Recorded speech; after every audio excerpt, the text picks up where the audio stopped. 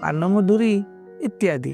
अन्य कौन सी मसला श्रीमंदिर भितर को जाए ना। गोलमरीच ये सब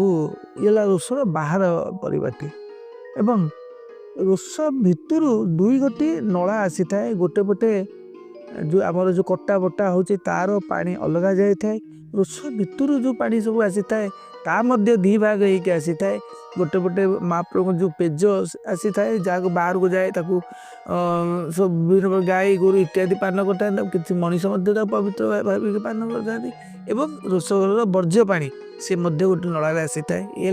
रोसघर बाहर वर्णना एगुड़ा सब एवं रोसघर गोटे पंजुरी आकृतिर या जो भाया भाव में भितर जिते चूल्हा लगिले गरमटा भितर को अनुभूति हो ना। पवन जीवा आसवा रास्ता पूरा खोला रही पंजुरी आकृतिर रोसघर